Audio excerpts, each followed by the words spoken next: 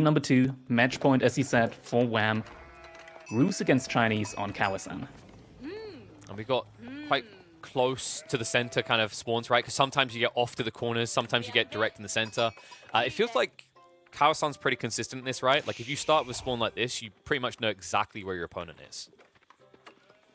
And right off the bat, we see that Puppypaw, I mean, we are playing with the 12 villager spawn. Lots of villagers on wood here.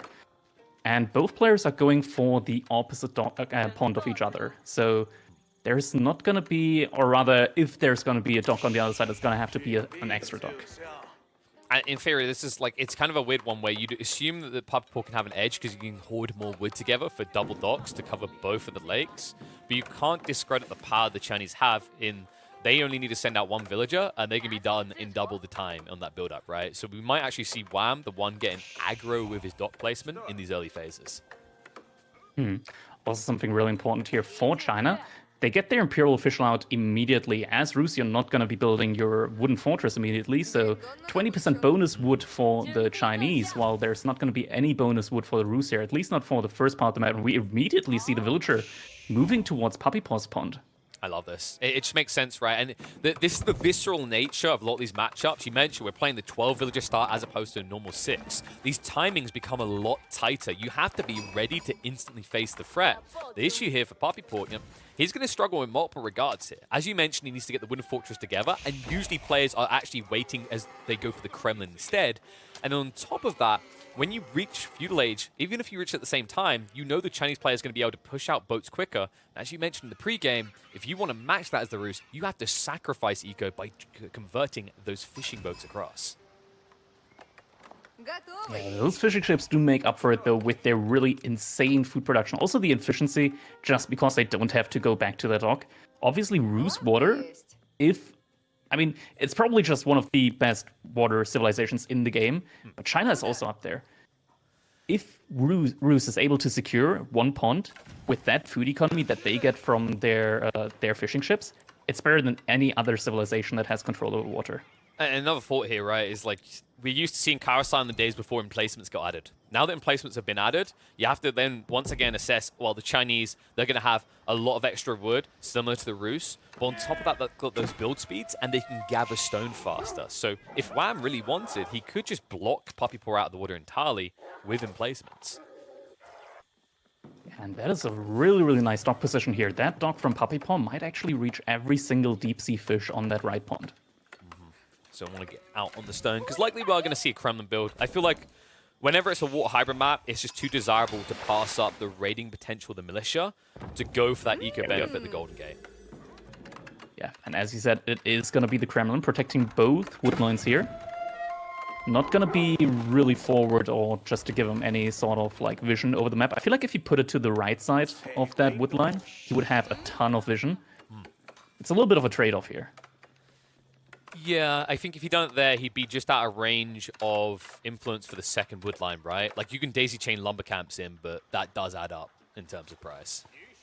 Oh, the influence is huge. I wouldn't be surprised if it actually still reached. So it should reach to the northeast of that TC. You see where you've got like the brown grounds? It should be about there. But if you're talking about putting it near the berry bush, you can see where you'd have a range next to the palace. Right? Yeah. Like you'll see, I think it went up to like a 7.5 tiles or something. It got quite large. If we switch to the other player view, we'll see it. But it is going to be the stone. So Puppypaw is going to be going for those emplacements we talked about on that pristine dock location that you identified. Also immediately adding his it's fine. We'll never see it. Levi militia here. You know, I hate this, right? I feel like some builds you just click on, you see the influence. Other ones, they'll never let you know. They just take the secret to their grave. But it's quite large. I think that was like one of the recent changes that they made with like how influence gets displayed. What? Just that Capture Age doesn't like it? Yeah, I mean, they did change it so that buildings need to be complete. And I think maybe something like that might have messed up a little bit with Capture Age. But we get to see the dock influence. Sure, yeah, I see how it is. So Warjunk coming out because Puppypaw did go for the archer ship first, so this means he's going to lose the ship. He did force some idle time. I wonder if this is really worth it, though. Do you feel like he actually forced enough idle time on those fishers to make up for the cost of this archer ship? I mean, every single second here is going to be like 3 food worth. that's going to be lost here for Wam. So it definitely ramps up really quickly, and those fishing chips are still inside of that dock. It's not on shoreline or anything like that, not like there would be shoreline on Kawasan, but... Oh, Villager might get picked off here by the Levi Militia. Yeah, he's gone. He was thinking about using the demo ship for a sec, but decided it wasn't worth the cost. It's a bunch of ship, though. If you can't get rid of it quickly, which you can't due to the repairing coming up from the fishing ships, there's no easy way he gets this demo in. Yeah, but idling those fishing ships are like 6 fishing ships just because they're roost fishing ships. PuppyPaw has no food right now just in order to pump out any other sort of ship right now. And PuppyPaw, I mean, for all intents and purposes, he's losing on both lakes here, right? Think about the other time you talked about, the fact that he almost keeps losing the archer ship. He can't really trade anything out. And we just saw on the other pond, he's doing nothing. He's just oppressed there and at risk of losing the second dock.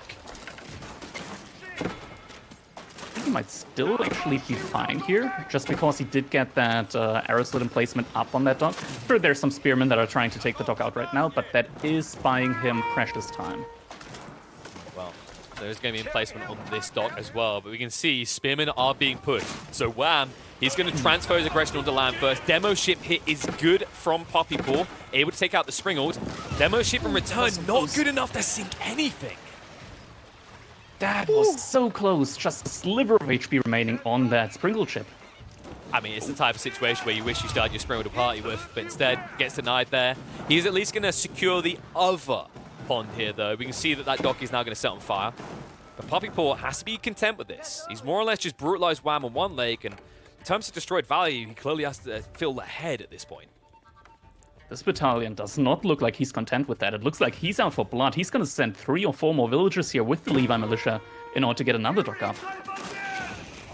Should be able to... I'm thinking, like, if he can actually be pinched. If he gets spotted straight away, it might be impossible. In fact, these spearmen, I don't think they see this. And the fishing boat might not be close enough to scout it out, but it is, in fact. Wam will head across. There's a little bit of RNG involved in this, but he might luck out. The demo ship, however, coming in, will look to deny. Ooh, that's going to go up, and PuppyPaw is still holding on the other pond. Now there's also an emplacement there for Wam. It's going to be a tough battle, and oh, Wam actually losing his spear stand instead of just running away from those Levi Militia, which die after 90 seconds either way. It's difficult to run away, but you could at least try to skirt it, maybe keep 1 or 2 alive. Meanwhile, aggression over lake, PuppyPaw. Gonna lose one of the ships, but happy with that. You know, demo ship exchange kind of feels even, and it still keeps Wam on the back foot. We have to remember, like, Wam now has a threat in the other pond. It is admittedly a corner, so the emplacement won't be able to do max damage, but the demo ship will. Did you see that Springle shot flying across the entire map instead of hitting the demo ship? What was he aiming at? Is there a wolf in the corner that he was just trying to deny gold away from the roost? Like, what is I think that there was bug? that Reddit pic. There was that Reddit video of like a Springle ship, like having a Springle fly all the way across the map just to hit the Muslim as he's trying to take a drink from his. I wondered, the Muslim, like, can you let us know, are you covered in coffee again? Has that happened once more? We've been seeing a lot of that, though. I remember I was casting with Winston a few weeks back, and we just watched a Springald randomly attack wood. Like, it was just attacking trees. They got a mind of their own, my friend, right? We went from Age of Hulks to drunken Springalds, really. Like, they're not really a threat to anyone anymore. Oh, demo? Probably not worth wasting your demo on Levi Militia, right? He has to, though, Those right? guys are... Yeah, I mean, it's tough, but that just means that 160 resources for, like, 80 resources. Yeah. I think it's because he had the Doesn't villager feel out there pretty. as well. Like it's not just you're going to lose 150 and then you also lose a villager. And, well, Wam wants more of those villagers. He's actually going for a second TC on that duo stack that we talked about. Going to get one of them on your side of the map. PuppyPaw, on the other hand, he's going for a more aggressive TC in the center of the map.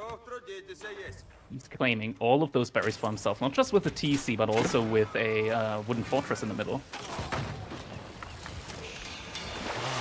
Wam. Feeling like he's a little bit on the back foot. I mean, PuppyPaw definitely looking like he's going to get full control of his leg and still threaten on the other. Unless Wam can sneak out with additional spears and get rid of this. I was going to say before this happened. Oh, Barbican, we're approaching Song Dynasty. Wam already on his second TC, so land transition is not going to be too hard for him, even if he loses control over both pawns. But this isn't necessarily like an aggro Barbican, right? This isn't me pushing my opponent off the water. This is more Wam saying, I need this lake, and this is the only way I can really exist. Yeah, probably still not going to reach everything, and I think Puppypaw is still going to be very happy with just being able to deny the fish in the middle, in the right pond, just with emplacements. Yeah, it feels Probably like, not going to hinder him too much. like maybe Wam can kind of fish on the top left stack there, but that's going to be it. The rest should be accessible unless he wants to be harassed by Springles and Archer ships. Castle Age approaching relatively soon here for Puppypaw. Feels like he's just ahead in every regard, right? TC placement, water control, now tech up timings. And on an open map like this, where you've gone 2 TC Song as the Chinese, we have to consider something like Horse Archers that could easily find their value. Yeah, it's a little bit tough to judge just because the Barbican is worth in resource pretty much as like another town center, a third town center pretty much. So it's a pretty big investment, which means that Wam is just going to be even further behind when it comes to getting to Castle Age. Yeah, and it's like that kind of logic is, you know, eventually your eco will be big enough to make the returns. But for the time being, you've created a bigger strain on your economy. And we have to remember, like, there's going to be additional strain to consider when you think about the lack of food sources he has access to. Puppypaw has infinite berries here, it feels like. Wam, he only has access to that 1 deer stack. He might have to consider a farm transition quicker than he'd like. And also what we have to remember is that Puppypaw hasn't made a single land military unit yet outside of the Levi militia. Wam had to make production buildings, Wam had to invest into all of these units, and we can see that being mirrored in the destruction value. And you can just see how absurd this unit gets. 1.5 movement speed. Catch me if you can. You don't even need the A-caster Tom Hanks in there to make it a good movie to watch. Instead, we're going to watch this build-up. Puppypaw.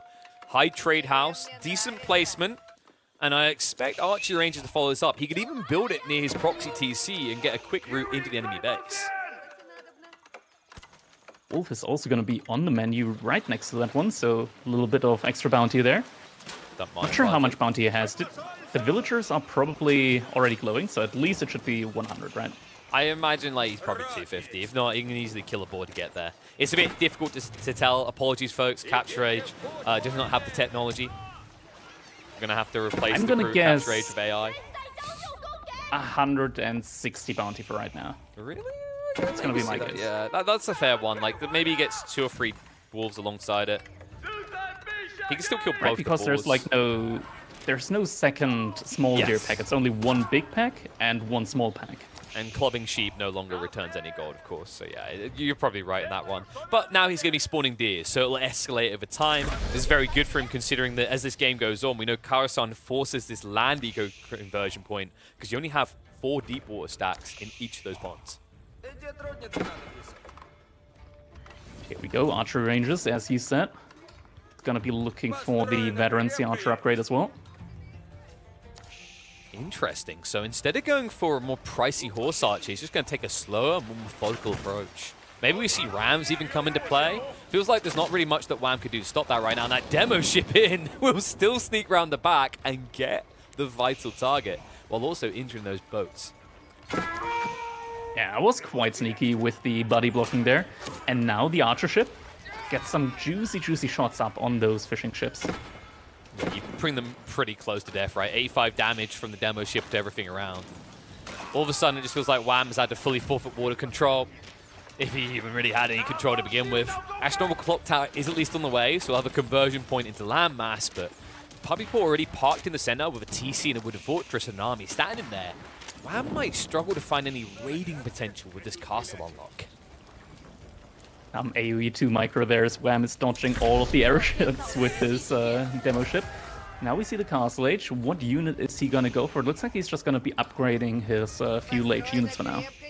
It's interesting because he did see those archers, right? They came in and attacked his spears. So he's only got 2 spears so far. Maybe there's a paranoia that knights are going to be followed up here, and he would be right in thinking so. Puppypaw is now escalating into stables units. Yeah, the new Boyas Fortitude makes those knights really dangerous, so definitely a really good unit to go for right now. It's surprisingly cost efficient, right? Like, obviously there's a big price to enter, but when you get late in the game, if you compare the health pool on these Roost Cavalries to most other civs, it's kind of absurd. Yeah, if I recall correctly, the horsemen even have more HP than the French horsemen. Yes. Which, yep, totally it's fine, guys. Nothing to see here. Move on. Roost players are half of the copium right now. Please don't nerf my Civ again. I think it's fine, right? Because Rus are like a cavalry civilization as well. Yeah. They're allowed to have good cavalry. That's fine. Except for when they build like 1,000,000 archers and ram rush me. At granaries, that's a beautiful spot for granaries right there. Lots of open space. Loses a villager there on the boar, but I think he... Nah, it's 7, okay.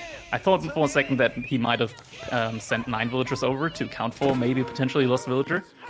Not going to be the case there. We have to consider these numbers are kind of deceptive when we look at eco at the top, right? Because there are a lot of fishing boats in the mix of a Puppypaw as well. Also, Wam has that heavy burden of getting those granaries set up. That's going to burn for his wood. Means that Puppypaw could actually come in with a very strong push timer in the next 2 minutes before Wam has an army to defend with. Yeah, I mean, speaking of army, Wam right now doesn't really have anything. Puppypaw is still respecting, so he's not pushing in right now. But yeah, Wam is in the middle of his farm transition. I think he's the most vulnerable right now. I think he's trying to get a castle down. But like, I'm looking at the map, and I mean, correct me if I'm wrong, one castle is not going to cut it. I mean, wait, yeah, it's... What did he do with stone? It's going to be in the front, so he's got the sides walled, so just putting down a castle in the middle is going to buy him a lot of time for now. Okay, but hear me out, Crackedy. If you just look a little bit south, there's kind There's of this really big opening to the left of the tree line. Whoops. Sacred Site's also being taken right now, and Puppypaw picked up 2 relics so far. There's still 2 that are easily accessible. Oh my god. Oh, this timing. Just keep... We have faith in the Chinese. But how many villages is it going to cost you? I think it's going to go up. It's not going to go up. This is going to be... Oh, GG. Instant GG. Well, that was his last hope. The last bastion of defense for him means we do get a game free between the bros, though. Oh man, that was a rough one. Those keeps go up so fast, and I think that Wam was probably a little bit like had this illusion that the amount of villagers that he sent there is going to be enough, surely, but definitely wasn't the case, and no military at all to defend his base if that keep isn't going up. And we can see here, military graph, huge difference, and Marine Lord will have to say goodbye to his points. Well, you know, this is what betting gets. Sometimes you win, sometimes you lose, right? No refunds here, suckers. But doesn't mean we get a game free. And I mean, we got kind of bamboozled for a sec, right? I kind of relaxed. I was like, this keep is going up. I think you felt the same, Crackedy. We're so used to seeing castles always go up no matter the pressure coming through. Even with that choke point to his advantage, he still gets wiped so quickly. Maybe textiles could have made a difference because those definitely weren't clothed villagers. But even then, you definitely feel like this is up against the ropes in this game for Wam.